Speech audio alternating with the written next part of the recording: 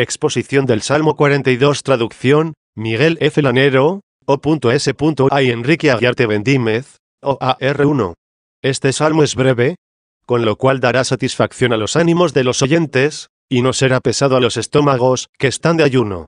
Aliméntese con él nuestra alma, de la que el salmista dice tenerla triste. Triste, creo yo, por algún ayuno que estaba realizando, o por algún hambre que padecía. Porque el ayuno es algo voluntario, mientras que el hambre es impuesta por la necesidad. Pasa hambre la iglesia, pasa hambre el cuerpo de Cristo, y también ese hombre difundido por doquier, cuya cabeza está en lo alto, y cuyos miembros están aquí abajo. Su voz, que en todos los salmos canta o gime, que se alegra en la esperanza o suspira por ver la realidad, debe sernos muy conocida y familiar, como nuestra propia voz. No hay, pues, por qué demorarnos más en declararos quién es el que habla. Siéntase cada uno incorporado a Cristo, y su voz estará sonando aquí. 2. V.1. Todos sabéis bien quiénes van avanzando, quienes suspiran con gemidos por la ciudad celeste, quienes conocen que están como peregrinos, quienes se mantienen en el camino, quienes han fijado como un ancla su esperanza en el deseo de aquella firmísima tierra. Porque sabéis que esta clase de hombres, esta buena semilla, este trigo de Cristo gime en medio de la cizaña. Y esto hasta que llegue el tiempo de la cosecha, el fin del mundo, como nos explica la verdad, que es infalible 1.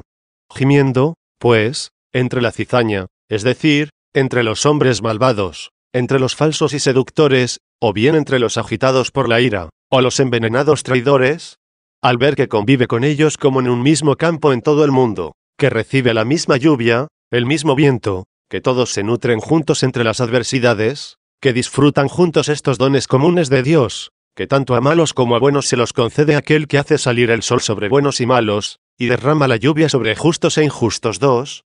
Viendo a la descendencia de Abraham, la estirpe santa, cuántas cosas tiene ahora en común con los malvados, de quienes un día será separado, cómo nace lo mismo, comparte la misma suerte del género humano, tiene el mismo cuerpo mortal, que a su servicio está la luz, las fuentes, los frutos, las prosperidades y las adversidades de este siglo, tanto el hambre como la abundancia, la paz como la guerra, la salud como las pestes. Viendo cuántas cosas tiene en común con los malos, con quienes, a pesar de todo, su causa nada tiene que ver con ellos, prorrumpe en esta exclamación: júzgame, oh Dios, y separa a mi causa de la gente que no es santa. Júzgame, dice, oh Dios. No temo tu juicio, porque conozco tu misericordia. Júzgame, oh Dios, y separa a mi causa de la gente que no es santa. Ahora, mientras dura esta peregrinación, aún no separas el lugar que me corresponde, ya que vivo mezclado con la cizaña hasta el tiempo de la cosecha. Todavía no separas mi lluvia, ni mi luz, pero separa mi causa. Haya diferencia entre quien en ti cree, y entre aquel que no cree en ti. Es igual la debilidad, pero desigual la conciencia. Uno mismo es el trabajo, pero es distinto el deseo. ¿Perecerá el deseo de los impíos? ¿Y el deseo de los justos? De no venir de quien ha prometido con certeza, deberíamos dudar. El término de nuestro deseo reside en el que ha prometido. Se dará a sí mismo, ya que a sí mismo se dio. Se dará a los inmortales como inmortal, ya que a sí mismo se dio a los mortales siendo mortal. Hazme justicia, oh Dios, y separa a mi causa de la gente que no es santa. Líbrame del hombre malvado y traidor, es decir, de la gente que no es santa. Del hombre, de cierta clase de hombres, ya que habrá un hombre y otro hombre, y de entre estos dos, uno será tomado y el otro dejado. 3. V.2. Y ya que, hasta el tiempo de la cosecha, no hay más remedio que soportar con paciencia una cierta inseparada separación, si así la podemos llamar, puesto que están juntos y aún no han sido separados. No obstante, quienes son cizaña siguen siendo cizaña, y los que son trigo, siguen siendo trigo, con lo cual ya están separados. Ahora bien, como para vivir así es necesaria la fortaleza, debemos pedírsela al que nos mandó que seamos fuertes, y si Él no nos hace fuertes, no llegaremos a ser lo que nos mandó con estas palabras: el que persevera hasta el final, ese se salvará. 4.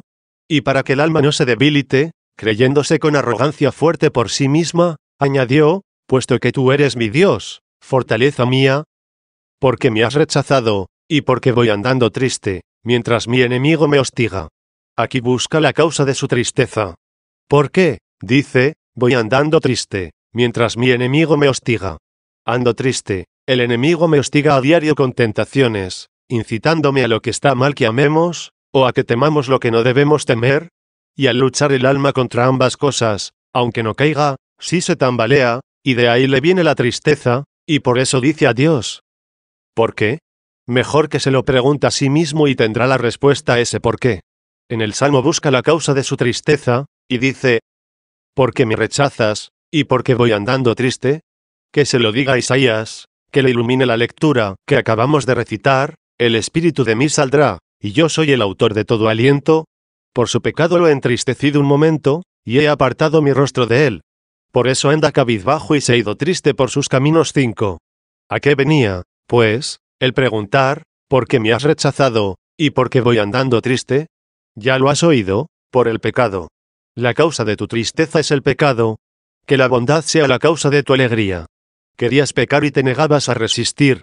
Como si fuera poco el ser tú injusto, pretendías que lo fuera también el que no quisieras que te castigase. Escucha esta voz más clara de otro salmo, fue bueno para mí que me hayas humillado, así aprenderé tus justificaciones. Con orgullo había aprendido mis maldades, que aprenda, humillado tus justificaciones. Porque voy andando triste, mientras mi enemigo me hostiga. Te quejas del enemigo. Es verdad, te hostiga, pero eres tú el que le has dado la ocasión.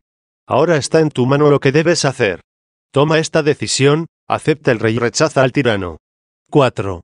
V.3. Pero para realizar esto, ¿qué dice? ¿Qué suplica? ¿Qué ruega? Pon atención. Ruega tú lo que oyes, ruega cuando oyes. Hagamos nuestra esta voz, envía tu luz y tu verdad. Ellas me guiaron y me condujeron a tu monte santo y a tu tienda. Ellas son tu luz y tu verdad. Aunque son dos palabras, es una misma realidad. ¿Qué otra cosa es la luz divina, sino la verdad divina? ¿O qué es la verdad de Dios sino la luz de Dios? Y las dos son el único Cristo. Yo soy la luz del mundo. El que cree en mí, no caminará en tinieblas. 6. Yo soy el camino, la verdad y la vida. 7. Él es la luz, Él es la verdad. Que venga, pues, y nos libere, separando ya nuestra causa de la gente que no es santa. Que nos libere del hombre malvado y engañoso, que separa el trigo de la cizaña, porque será Él quien envía a sus ángeles en el tiempo de la cosecha, para que se lleven del reino de Dios todos los escándalos, y los arrojen al fuego ardiente, mientras el trigo lo recogerán en el granero. 8. Enviará su luz y su verdad, porque son ellas las que nos han guiado y conducido hacia su monte santo, hacia su tienda. Tenemos la prenda, el premio lo esperamos. Su monte santo es su iglesia santa. Ese monte que, según la visión de Daniel, creció de una pequeña piedra, y destrozó los reinos de la tierra. Y tanto creció, que se extendió por toda la superficie de la tierra. 9. En este monte afirma ser escuchado el que dice, con mi voz grita el Señor y me escuchó desde su monte santo. 10. Todo el que ora fuera de este monte, no espere ser escuchado en orden a la vida eterna. A muchos se les escucha para muchas cosas. Pero no se congratulen por haber sido escuchados. Fueron escuchados los demonios para ser enviados a los puercos. 11. Ansiemos nosotros ser escuchados en relación con la vida eterna, por el deseo con que decimos, envía tu luz y tu verdad. Esa luz la busca el ojo del corazón, dichosos los limpios de corazón, dice, porque verán a Dios. 12. Ahora estamos en su monte, es decir, en su iglesia y en su tienda. La tienda es propia de los peregrinos, la casa, de los moradores estables. La tienda de los peregrinos lo es también de los soldados. Cuando oigas, pues, hablar de la tienda, piensa en la guerra, ponte en guardia contra el enemigo. ¿Y la casa? ¿Cuál será? Dichosos los que viven en tu casa, te alabarán por los siglos de los siglos. 13. 5. V.4. Llegados ya a la tienda, y colocados en su monte santo. ¿Cuál es nuestra esperanza? Entraré al altar de Dios. Por cierto que hay un altar sublime, invisible, al cual no se acerca el injusto. A ese altar solo se acerca el que se acerca seguro a su santo monte. Allí encontrará su vida, el que distingue su causa en este monte. Entraré al altar de Dios. Desde su monte santo, desde su tienda, desde su santa iglesia, me acercaré al sublime altar de Dios. ¿Qué sacrificio hay en él? El mismo que entra es tomado como holocausto. Entraré al altar de Dios. ¿Qué quiere decir con lo del altar de Dios? Al Dios que alegra mi juventud. Juventud significa algo nuevo. Como si dijera, al Dios que alegra mi novedad. Alegra mi novedad el que entristeció mi vejez. Ahora ando triste en la vejez, pero después permaneceré gozando de la novedad. Te alabaré con la cítara, Dios, Dios mío. ¿Qué es alabarlo con la cítara, y alabarlo con el salterio? Porque no siempre es con la cítara, ni tampoco con el salterio. Estos dos instrumentos musicales tienen entre sí unas diferentes características, dignas de consideración y de retenerlas en la memoria. Ambos instrumentos se llevan y se tocan con las manos, y significan ciertas obras corporales nuestras. Bueno es saber tocar el salterio, y bueno el tocar la cítara. Pero el salterio se llama así porque en su parte superior tiene una concavidad de madera, que sustenta las cuerdas sonoras. La cítara, en cambio, tiene esa misma concavidad de madera resonante en la parte inferior. Debemos distinguir en nuestras obras cuáles pertenecen al salterio y cuáles a la cítara, aunque las dos le sean agradables a Dios y dulces a sus oídos. Porque cuando, movidos por los preceptos divinos, realizamos algo, cumpliendo sus mandatos y obedeciendo a sus preceptos, cuando esto lo hacemos sin sufrimiento, ahí suena el salterio. Así obran también los ángeles. Ellos no padecen nada. Pero cuando tenemos algún sufrimiento, sea de tentaciones o de escándalos en esta tierra, dado que nuestro sufrimiento es solo de la parte inferior, es decir, por el hecho de ser mortales, y de que debemos nuestro sufrimiento de alguna manera a nuestro primer origen, y además porque soportamos muchas cosas de parte de quienes no son de arriba, entonces se trata de la cítara. El suave sonido viene de la parte inferior, sufrimos y cantamos, o más bien cantamos y tocamos la cítara. Cuando decía el apóstol que evangelizaba y predicaba la buena noticia por el mundo entero, por mandato de Dios, puesto que ese evangelio no lo había recibido de los hombres, ni por hombre alguno, sino de Jesucristo 14, sonaba en las cuerdas arriba. Pero cuando decía, estamos orgullosos de las tribulaciones, sabiendo que la tribulación produce paciencia, la paciencia aprobación, y la aprobación 15 la esperanza, ahí sonaba la cítara en su parte inferior, y no obstante sonaba con dulzura. En efecto, toda paciencia es agradable a Dios. Pero si por esas tribulaciones desfalleces, has roto la cítara. ¿Por qué? Pues, dice ahora, te alabaré con la cítara. Por lo que antes había dicho, porque voy andando triste, mientras me hostiga el enemigo. Algo estaba sufriendo proveniente de los padecimientos inferiores, y con todo deseaba agradar a Dios e intentaba darle gracias, manteniéndose fuerte en los padecimientos. Y puesto que no podía estar sin sufrir, a Dios le debía la paciencia. Te alabaré con la cítara, Dios, Dios mío. 6. V.5, y de nuevo, dirigiéndose a su alma, como si percibiera el sonido de aquella caja sonora inferior, dice, ¿por qué estás triste, alma mía, y por qué me turbas? Estoy sufriendo, estoy triste, angustiado. ¿Por qué me turbas, oh alma mía? ¿Quién dice esto? ¿A quién lo dice? ¿Lo dice al alma? ¿Todos lo vemos? Está claro que las palabras se dirigen a ella. ¿Por qué estás triste, alma mía, y por qué me turbas? Ahora buscamos quién es el que habla. ¿Será que el cuerpo habla al alma, siendo así que el cuerpo sin el alma no puede hablar? Más bien parecería que es el alma quien debería hablar al cuerpo, y no al revés. Pero no dijo, ¿por qué estás triste, cuerpo mío? Sino, ¿por qué estás triste, alma mía? Si hubiera hablado al cuerpo, probablemente no le habría dicho, ¿por qué estás triste? Sino, ¿por qué te dueles? De hecho, al dolor del alma le llamamos tristeza, mientras que al malestar corporal podremos llamarle dolor, pero no tristeza. Sin embargo, con frecuencia el alma se entristece por un dolor corporal. Pero lo que nos importa es qué es lo que le duele y qué es lo que le contrista. Porque lo que padece dolor es la carne, el alma se entristece. Y esta voz es bien clara. ¿Por qué estás triste, alma mía? ¿No le habla el alma al cuerpo? ¿Por qué estás triste, cuerpo mío? Ni el cuerpo al alma. Sería absurdo que lo inferior dirigiese la palabra a lo superior. Debemos, por tanto, deducir que tenemos algo donde reside la imagen de Dios, y esto es nuestra mente y nuestra razón. Es esa mente la que invocaba la luz y la verdad de Dios. Por ella distinguimos lo justo de lo injusto. Ella nos hace discernir lo verdadero de lo falso. Es lo que llamamos entendimiento, del cual carecen las bestias. Todo el que descuida su entendimiento y lo pospone a las demás cosas, dejándolo como si no lo tuviese, ese es a quien van dirigidas las palabras del Salmo, no seáis irracionales, como caballos y mulos, que carecen de entendimiento 16. Es, por tanto, nuestro entendimiento el que habla a nuestra alma. Porque el alma está decaída en las tribulaciones, agotada en las angustias, retraída en las tentaciones, enferma en las fatigas. Y la mente, con la luz de la verdad, la levanta y le dice: ¿por qué andas triste, alma mía, y por qué me turbas? 7. Fijaos a ver si no está este mismo mensaje en aquel conflicto del que habla el apóstol, simbolizando en sí mismo a algunos, y quizá a nosotros, cuando decía: en mi hombre interior me complazco en la ley de Dios, pero percibo otra ley diferente en mis miembros, es decir, ciertos impulsos carnales, y así, luchando, y como desesperado, invoca la gracia de Dios. Desgraciado de mí. ¿Quién me librará de ese cuerpo de muerte? La gracia de Dios por Jesucristo nuestro Señor. 17. También el mismo Señor se dignó prefigurar en sí mismo a los que combaten de este modo, cuando dijo: mi alma está triste hasta la muerte. 18. Bien sabía él a lo que había venido. Le aterraría la pasión a quien había dicho: tengo poder para entregar mi vida, y poder para recuperarla. Nadie me la quita, soy yo el que la doy voluntariamente y el que la vuelvo a recuperar de nuevo. 19. Pero el que dijo: mi alma está triste hasta la muerte, estaba aludiendo figurativamente en sí mismo a alguno de sus miembros. De ordinario la mente ya cree con certeza, y sabe con seguridad que el hombre ha de llegar, conforme a su fe, al seno de Abraham.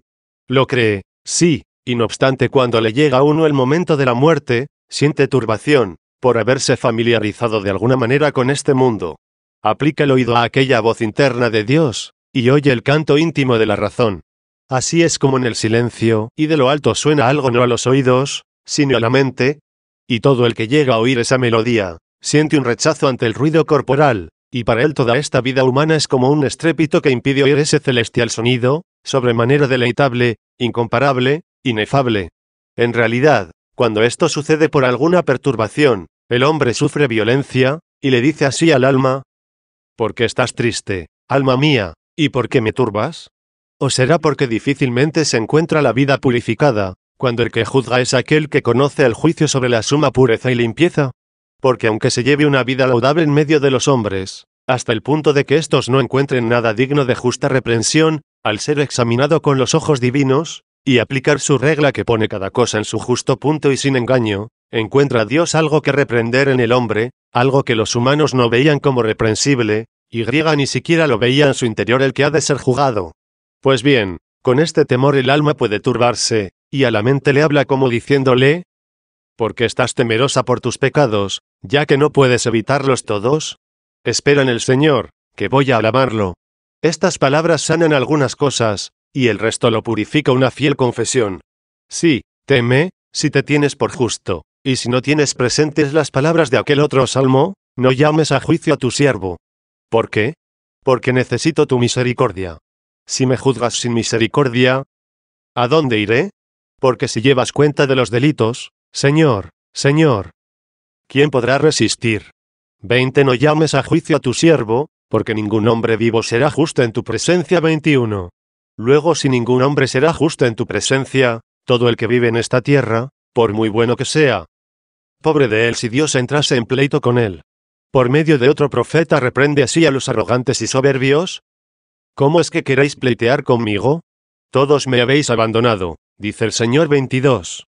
No te pongas, pues, en pleito con Dios. Procura ser justo, y por mucho que logres serlo, confiésate pecador. Confía siempre en la misericordia, y apoyado en esta humilde confesión, dirígete a tu alma que te turba y que se alborota contra ti. ¿Por qué estás triste, alma mía, y por qué me turbas? Quizá querías esperar en ti. No, en ti no lo hagas. ¿Qué hay en ti? ¿Qué eres por ti mismo? Sea tu médico, el que asumió tus heridas por ti. Espera en Dios, dice, que voy a alabarlo. ¿Y qué confesarás en tu alabanza? Salud de mi rostro, Dios mío. Tú eres la salud de mi rostro, tú me has de sanar.